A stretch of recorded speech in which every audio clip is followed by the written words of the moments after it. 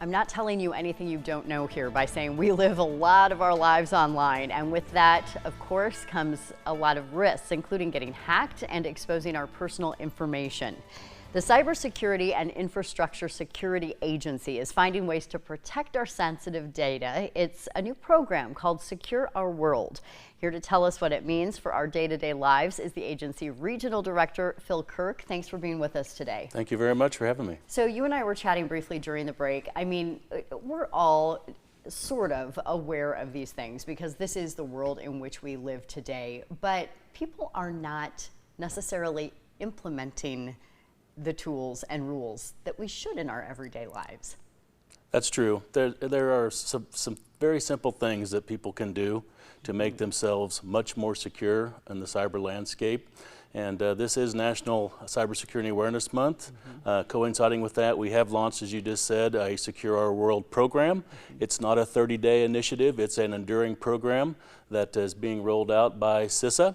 CISA's focus is to protect our critical infrastructure and make it more secure and resilient and protect it from both physical and cyber threats. So, of course, this being National Cybersecurity Awareness Month, and we're here to talk about cybersecurity.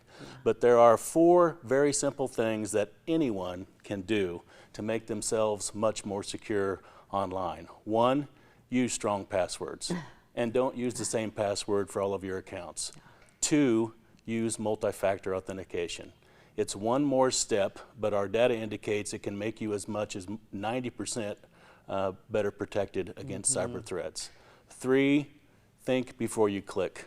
We call it, the phishing emails. If there's a suspicious looking attachment or a suspicious looking email, it probably is suspicious.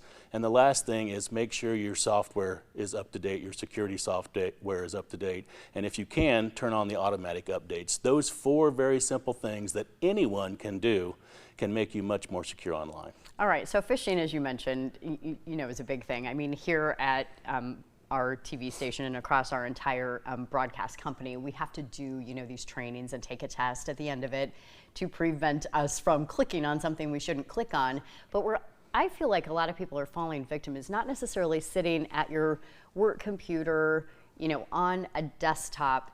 It's the device that we have in our hand all day. I mean, how much worse has this gotten because of smartphones? Well, certainly as the technology increases, so do the risks.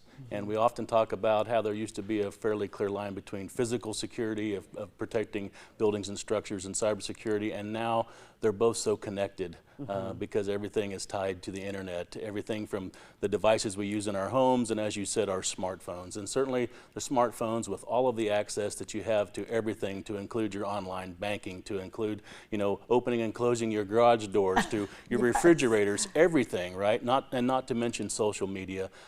It's very important that people pay attention to that. And again, one of the best things that people can do so that they are better protected is use that multi-factor authentication on their smartphones.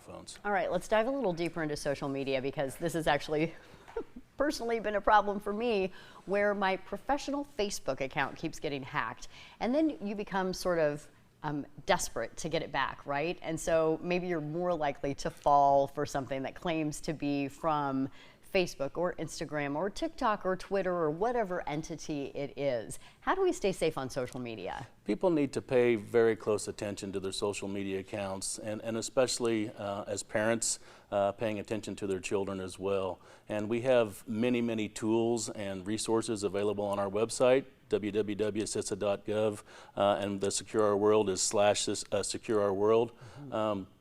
But as far as the security, it's important that people go into their security settings and look at those closely, and lock down your accounts so that other people can't access them. And it takes a little time, but it should. For most of the social media, it's pretty simple. It's one icon in there that says settings, and it says security settings, and you can go in there and you can make your account much more secure. You can turn on multi-factor authentication. There's all different types of controls in those programs, and I would highly encourage people to pay attention to that, to look at it, and make sure that they are the only ones that are having access to their accounts. Okay, I know we're going to have to wrap it up, but I want to hit on the parental thing real quickly.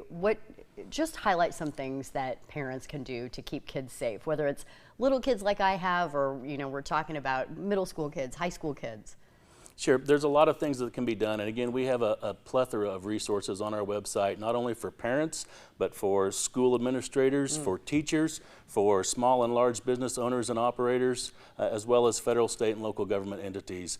Tools and resources that are actually of no additional cost. They're already paid for you by the taxpayer. But things that you can do with regard to some of the things that we see are, especially with healthcare and with schools, the nefarious actors out there that are looking for personal data, right? Yeah. That they can often get through ransomware attacks and those type of things. Ransomware is actually of an epidemic proportion.